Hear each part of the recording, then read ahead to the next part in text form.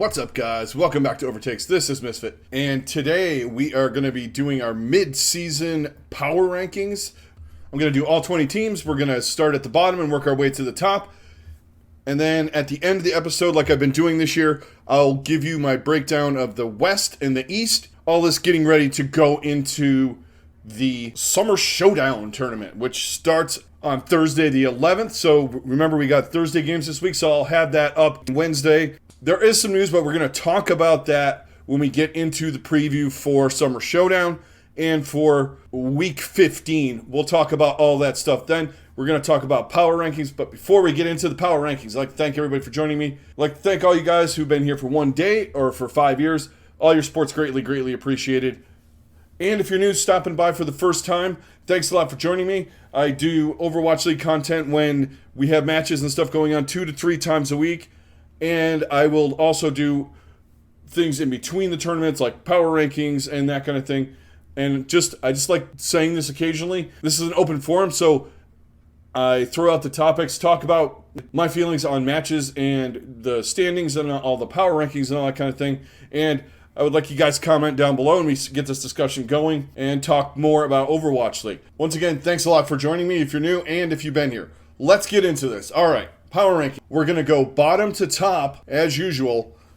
So without further ado, let's get started. What I do is I say a little bit about each team, why I have them in the rank that they're at. Some of them are obvious. Some of them are up for interpretation as to where. Some of the things, and I always do this, in the middle, it's a big hot mess usually. So the teams aren't too far apart from each other. And it's a fun discussion to have with why I think X team is better than Y and why you guys think the opposite way. I love doing that. And everybody makes good points usually, and it's very fun. So here we go.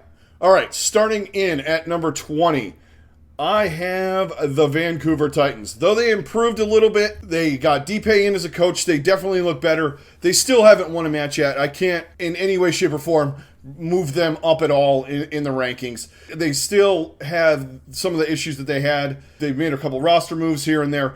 But, end of the day, 0-12, I can't reasonably pull them up above 20. Next up, number 19, I have the Guangzhou Charge. We'll talk more about what's going on with the Charge in the preview episode, but as it stands right now, they have one win. They're terrible. They're uninspiring. They're exactly what I thought they were, but worse at the beginning of the year. They have a couple of good players on this team. Hopefully, they can improve in the upcoming tournaments and maybe have a shot at doing something.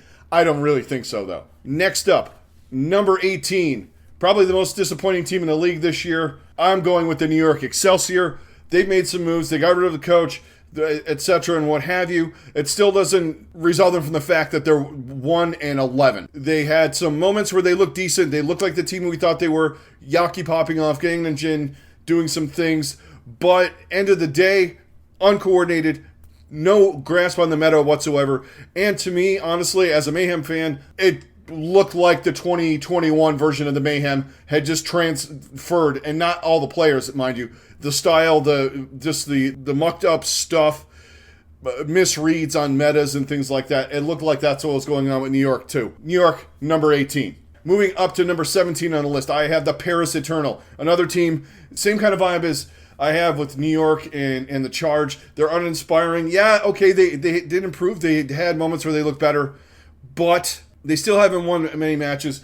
They're seemingly taking a long time to grasp what Overwatch 2 is. They had roster changes where they wub and let Glister go, but it still didn't work out. They have talent on this team. It's not high-level talent. It's talent that should get them up into the mid-level, but it's just not working out right now. Let's move on to the next team on the list. We move up to number 16, and we have the Los Angeles Valiant. The Valiant look better. Marv 1 is proving to be a godsend to them. Whatever happened with the contract situation or however that went down aside, they looked a lot more coordinated. They looked a lot better. They have some players on this team. They have a chance to do a little bit. Do I expect them to go super far into a tournament or anything like that? Probably not. But there are some guys in here that are making some good plays at critical times. Diaz looking good. You have Sawson doesn't look half bad when he's playing certain things, but they still lack some of the firepower that the other teams have in APAC and in the rest of the league. So they're at number 16. Better than they were last year, but not really much of an improvement yet. Number 15 on the list, I have the Boston Uprising. Okay, some of you fans are going to start getting heated, and here we go. Boston improved a little bit. They look good at certain points with Crimzo doing his thing, and Valentine looked pretty good at points, but end of the day, they're still not winning consistently. There are just a myriad of teams that they cannot beat above them, that they don't have the skill to beat, but I think that they could improve a little bit. I don't think this is a dire...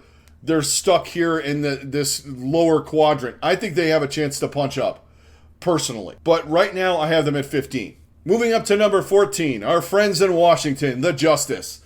They're lucky I haven't put them at 18. This team, I don't know.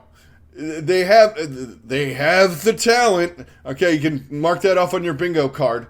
It's just, they are poorly coordinated. They wait for certain people to pop off at certain times, and it just doesn't happen. They have issues at tank. They have issues on the DPS line with being streaky or being diva-ish. Not the character, but being a diva. And their support line, while decent, is still not a lot to write home about. It's just, there's a lot going on in this team. They need to do some wholesale changes, either more sooner than later, if they want to make some of the tournaments and be involved in the play-ins or beyond like any kind of first stage play-in type things or anything like that.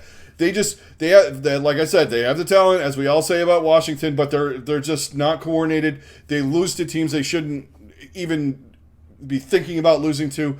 They get taken to map 5s by teams like Vancouver that they have vastly more talent than. It's just bad. So Justice 14, moving up to number 13, we have the Chengdu Hunters. Hunters, they had a chance to do a lot better. They looked better, but the budget cuts and all the things are just taking their toll. They're easy to read. Teams can definitely figure out what they're going to play on certain maps a lot better than they can with other teams. Even though he's improved, Jinmu still has a very shallow hero pool. The rest of the team is good. They rely on Leave. And, that's not a bad thing, but it ends up being a bad thing in the end when he's just the only thing you have to write home about on this team. Okay, the Hunters, number 13. Unfortunately, it's way lower than I thought they would be before all the things happened with them. I sound like an apologist every time I do a power ranking with the Chengdu Hunters, but it is what it is, and they're at 13. Number 12. The Toronto Defiant. This team, another team that's mid-level. I had them a lot lower at the start of the season. I will admit that. They are playing better than I expected them to play, but they're not playing good. They're good enough to get past the Justices and the Eternals and the Uprisings of the world.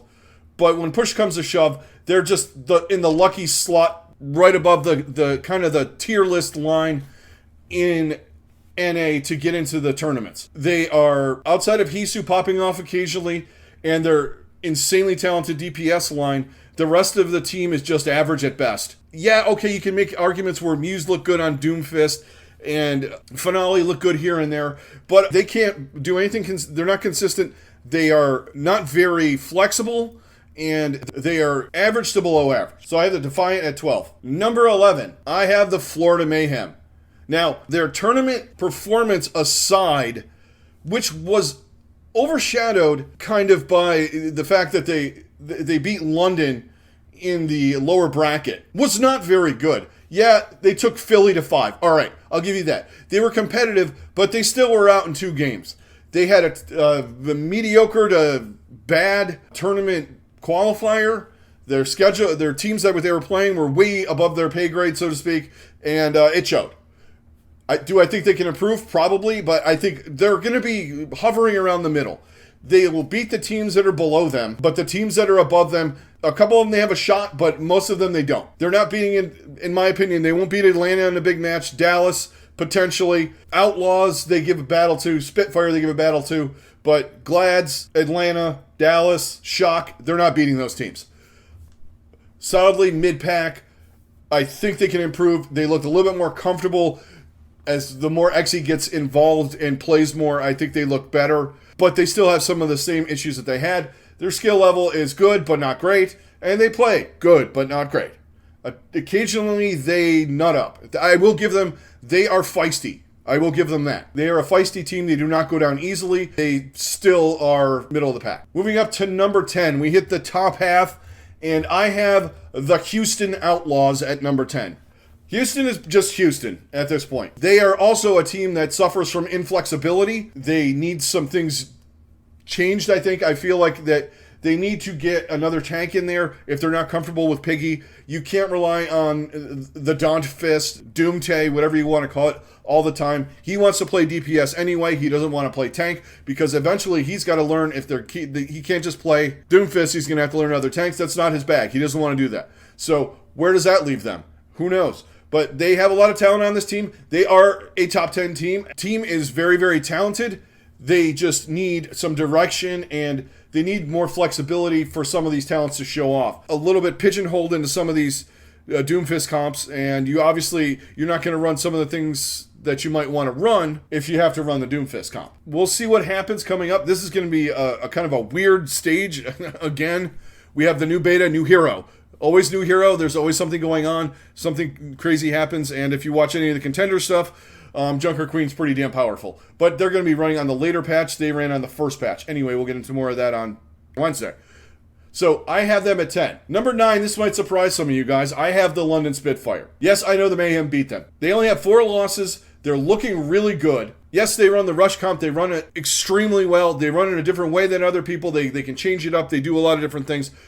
But I also think they're more flexible than some of us are giving them credit for. I think they could do some other comps, and I think coming up, I think they're going to be right in the same spot. They're going to be in the middle, fighting it out with Houston Mayhem, those teams like that in NA. Probably give them some fits here and there. I think that they can beat some of these top teams, though. That's why I have them above a couple of the other teams down here. I think they could throw some of the teams off, and they have beaten the Reign, and I think they could beat some of the other teams, like I said. As long as they can play that rush and be more flexible like they've been starting to do, I think that they can either maintain or maybe go a little bit higher. That's more of a flexibility thing for me with them and being able to prove that they can play some other comps against top-level opponents, not just running monkey comps against the Vancouver Titans. That's not going to prove anything. Next up, I have the Shanghai Dragons. A little disappointing for me that they're down to 8, but they had a terrible tournament in my estimation. They did not play up to what I thought they were. They looked like they were going in here hot, but they ran into some NA teams that just absolutely destroyed them. And there's a lot to be questioning now. I think maybe if you're a Dragons fan, they're not going to miss the playoffs or anything like that. They do have a good regular season record. But in the playoffs and the places where you expect them to be the hottest and be on top of their game, where they proved last year, they're not doing it. They're not doing it in high-pressure situations. Running Fate and having your Fleta Lip combo, I think that's working a lot better than some of the other stuff they were doing with Void. But Fleta and Lip don't look like they have looked in the past. I think in APAC and in NA, some of these duos, they have better tracers. They have better Sojourns, some of them. So I think a little bit, some of the league caught up to the Dragons. I think it's more of it than them falling off. But it is what it is, and this is what's happening. So that's why I have them at number 8. Number 7, I have the Hangzhou Spark. Okay, the reasons I have them at 7. Changun. That's why they're at 7 and not at 5. Or 6, I mean. I could have had them up one higher, but the Changooning occasionally, I'm wary still, guys. I'm still wary. But they look really good. Shy was unfrickin' believable in this tournament. He had like 80% railgun accuracy, all kinds of crazy stuff. And then you have Alpha Yi, potential Rookie of the Year candidate, playing well. Their support line played decently enough. Their tank line was not as good as it needed to be at times, and that's where some of the stuff came in, where you start to question the spark. But I think they're playing solidly. They had a great stage. They did well. They, had a decent run in the tournament. So I think number 7 is a good spot for them. Number 6, the Seoul Dynasty. Another one. Why are they up so high? I still believe in the Dynasty. I still think they were good. I think they ran into a situation where there are some things in this meta that I don't think were custom built for them. Later on, people caught on. Is more of what I'm trying to get at. They looked really good in APAC. We saw in the tournament, APAC might not be as good as NA. It feels like once they got found out and fleshed out and how they're playing things, even Prophet got owned a couple of times in the tournament. You still have Prophet and Fitz. Smurf is still one of the best tanks in the league, one of the most versatile. And you have a rookie in Vendime who's playing good. Creative is okay. And you also have Stalker playing really well on the Sojourn when he comes in. So where does that leave them as far as, I think they're still in there with the Fusion and the Dragons in the East and the Spark. I think those 4 teams are still in the mix. And like I said, we're in this middle here. 6 to 10 is kind of a crapshoot to me. You could throw them in any order you want. I think the teams that are pretty solid in this are Mayhem and Defiant in that where you would call, I guess, the mid-pack. The not quite good enough to win tournaments teams. I feel as though, and this is overall, guys, like in the big tournaments and stuff I'm talking. APAC's a little different, but Dynasty at 6. Let's move to number 5. At number 5, I have the Philadelphia Fusion. Look, Philly, along with Atlanta, are playoff teams. They flounder a little bit in the regular season, but when you get them into tournament mode, they play outstanding, like they should play all year. Fusion made a long run in the bottom bracket.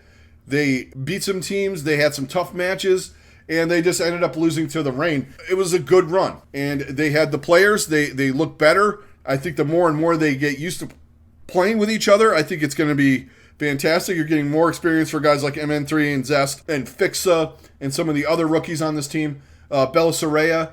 You're getting a lot of more experience. They're starting to get seasoned into these tournaments, and they don't back down, and they're just hard to kill, so to speak, in the tournament, especially a double elimination one. They might flounder early, but once push comes to shove, Philadelphia doesn't, they don't go down easy. They're like their city, I guess. I'm going to go cliche-wise. Yeah, you can knock them down, but they're still going to be there at the end of the day. Next up on the list, number 4, we had the Dallas Fuel. Okay, I have Dallas up at number 4. I want to have them higher, but I can't. They had a poor showing in the tournament. They looked a little lost in this meta. Yes, they won games, and they did well enough. But to me, it was not at Fuel level of good. So I think there needs to be some work done. And we talked about that in the tournament recap. They need to go over some things, maybe get some other comps fleshed out, maybe figure out Junker Queen or something. And they thrive on being the innovator team in the meta, like from last year. They did a bunch of different things. Rush is a great coach. I know he'll work on things and get them ready to go. They have good players. I think maybe figuring out what players need to be in there on what roles. Your tanks are fine for the most part. Support line's good. Maybe getting your DPS rotation a little different look. Seeing what, maybe Doha can do a little bit more than Garrido. They definitely need to work on some things, but they're still better than most of the teams in NA. They can beat any team on any given day in the league. So that's why I have them at number 4 still. Number 3, I had the Atlanta Reign, the Philadelphia Fusion, but a little bit better version. And the only reason why I have them at 3 is they beat the Fusion. And, they played the tournament as well as they could. They looked fantastic at times.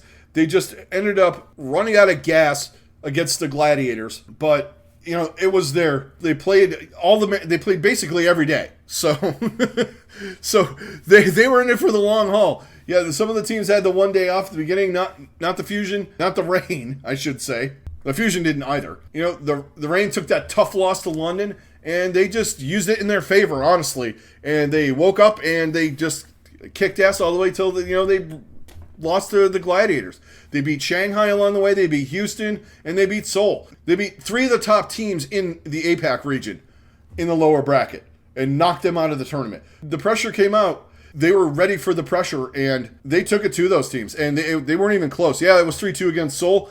I beg to differ in it a little bit. I thought Atlanta had more control over that match than the score would indicate. With this lineup of Hawk in there full-time now, your rookie support line of Ultraviolet and OG, you got Kai and Venom running in there, and then Nero rotating in, and Gator in the wings if you need him. It's a pretty formidable team, and they looked decent enough. And I think they're the 3rd best team in NA and in the league right now. When you get them in a tournament situation, they're not going to be easy to beat. They can run a bunch of different stuff. I think they have the right tank in there right now for 90% of their maps and stuff like that. Hawk seems to be kind of the leader on the team, so I have the Reign at 3. Number 2, I have the San Francisco Shock. What else can you say? They haven't lost a regular season match. They looked terrible in the first stage tournament, but they turned it around, ran the whole top bracket, and lost to the Gladiators in a fantastic match. But, that they were just short. So I think there's some things that, they had a couple of missteps here and there.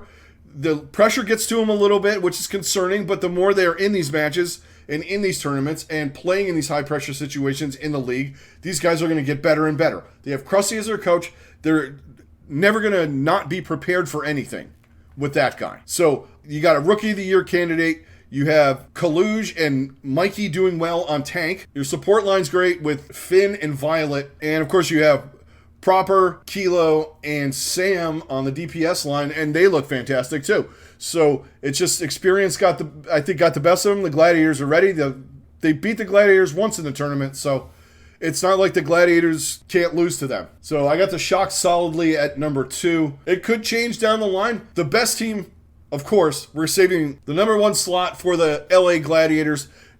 They had a fantastic tournament. They had one slip up against the Shock. They look very, very formidable throughout the stage, and they're one of the most versatile teams. They have a Rookie of the Year candidate in Reiner, who's playing absolutely fantastic. He's the best rookie tank by far, and he's one of the best tanks, period, in the league right now. You also have Kevster, who's an MVP candidate. I would give you Shu as an MVP candidate. Patapan's playing really well. Ons, when he gets his maps and his game is on, he's still got it. So anyone that said he was washed, you might want to pump the brakes on that. This team is top to bottom fantastic. They're well coached. Unter makes fucking insane decisions and insanely good decisions. The coaching is phenomenal. And plus, they got some of his swag now. They have a little of that arrogance. I wouldn't call it cockiness because they do back it up 99% of the time. So I love the Gladiators this year. They're fun to watch. They have great players. They're solidly number 1. They've won tournaments back to back. I guess you can count that the Countdown Cup last year. So they won the last 3 tournaments. They're going to be hard to beat, but for anybody in the upcoming months, I don't think they're going to be knocked off this throne easily, but there are some teams that can do it. All right, guys. So that is my power rankings post Midseason Madness tournament. All right, so here we go. Here's my rankings of the East and the West. I'll throw those up there really quick. Nothing really surprising here. Kind of ranked how you would see it if you could cherry pick the teams out of the list that I've given you of the top 20 that I have. NA, we got the Gladiators 1, Shock 2, Reign 3, Fuel 4th, Spitfire 5th, Outlaws 6th, Mayhem 7th, Defiant 8th, Justice 9th, Uprising 10th, 11th the Eternal, 12th the Excelsior, and 13th the Titan. APAC, I have the Fusion at number 1, Dynasty number 2, Spark 3, Shanghai Dragons at 4, the Chengdu Hunters at 5th, the Valiant at 6th, and the Charge pulling up the bottom. So there you go. There are my rankings going into the Summer Showdown for the East and the West and for the entire league. That's going to do it for this one, guys. I'd like to thank all of you for joining me. I love doing power rankings and things like that and getting discussions rolling. You guys probably think I'm crazy on some of them, but this is what it's all about. It's fun. Let's talk about it. Also, thank you very much. All your support's greatly, greatly appreciated. If you're new and you made it to the end of the video, thanks a lot for stopping by. If you hit a like, hit a subscribe, that would be fantastic. Tell your friends, tell your family, anybody it's in the Overwatch League, come on in. Like I said earlier in the show, open forum. Start commenting down below. Let's talk about some teams and rankings and what we think is going to happen going into Summer Showdown. This is Misfit. I'm out. Everybody stay safe. Have a good rest of your day, and I will talk to you on the next one.